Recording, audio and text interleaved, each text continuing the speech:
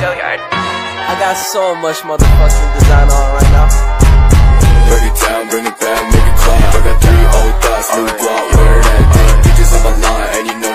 Assalamualaikum Merdeka. Ya, Dina Mardiana dari Yai Aziz, angkatan 9 semester 5. Nah, di sini saya akan menceritakan cerita hewan atau cerita fabel yang berjudul Gajah yang Baik Hati dan Suka Tolong-Menolong. Pada suatu hari, ada seekor gajah yang sangat baik hati. Tubuhnya tinggi, besar, dan gemuk.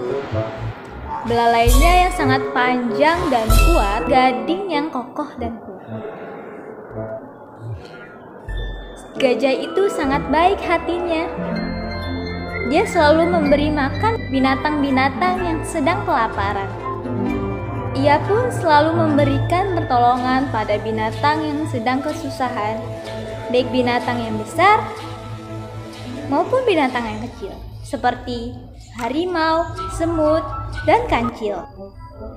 Pada suatu hari, gajah mengadakan perjalanan yang sangat jauh.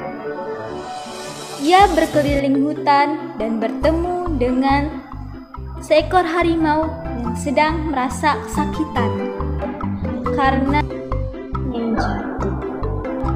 Mendengar teriakan harimau, gajah langsung menolongnya.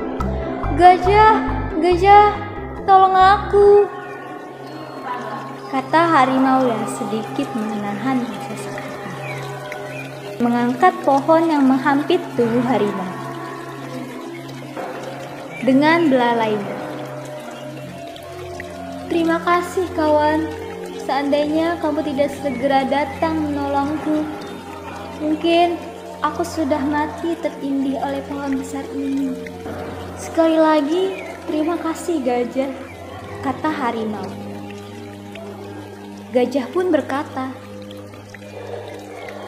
kamu harus bersyukur karena masih bisa selamat dan hanya mengalami luka ringan. Dan gajah berkata lagi, sudahlah, kita sesama makhluk hidup.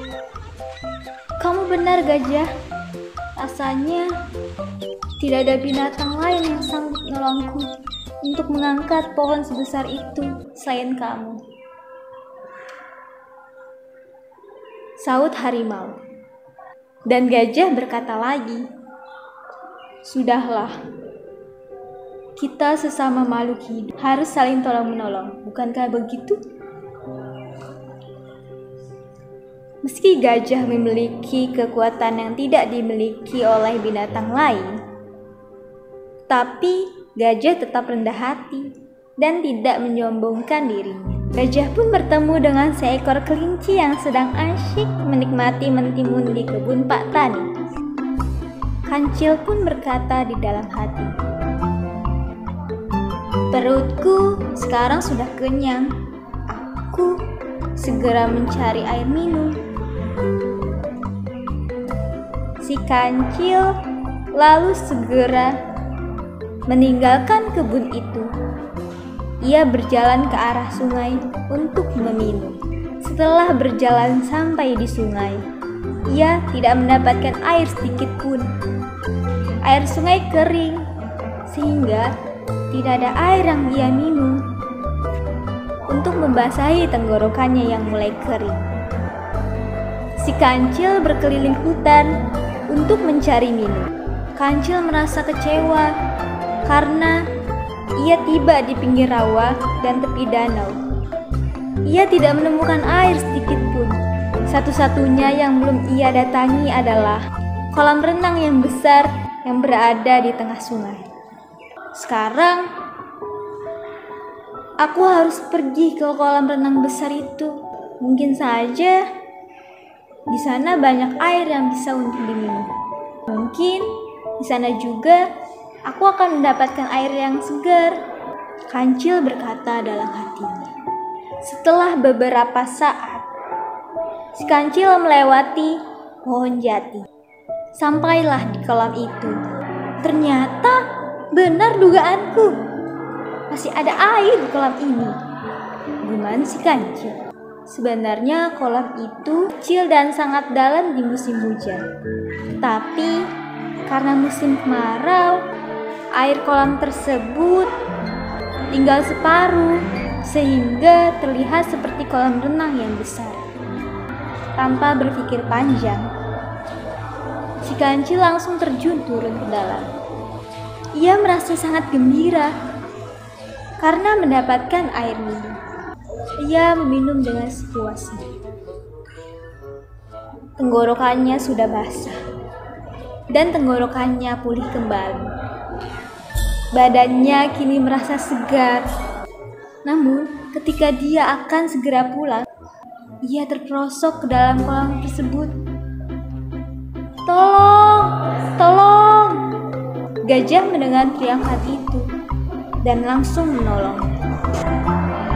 Akhirnya, kelinci bisa selamat dan kelinci bisa berhasil keluar dari kolam tersebut. Itu merupakan cerita gajah yang baik hati dan suka menolong. Pesan moral yang dapat diambil dari cerita tersebut adalah gajah memiliki badan yang besar, kuat, kokoh, tetapi gajah tersebut tidak merasa sombong dengan yang ia miliki dan senantiasa harus saling menolong oleh sesama binatang yang berada di hutan tersebut. Karena kita sebagai makhluk sosial itu perlu membutuhkan bantuan temannya. Nah, jika di antara kalian ada teman yang sedang membutuhkan bantuan, yang sekiranya kalian mampu untuk menolongnya, sebaiknya kalian bantu teman yang mengalami kesulitan tersebut.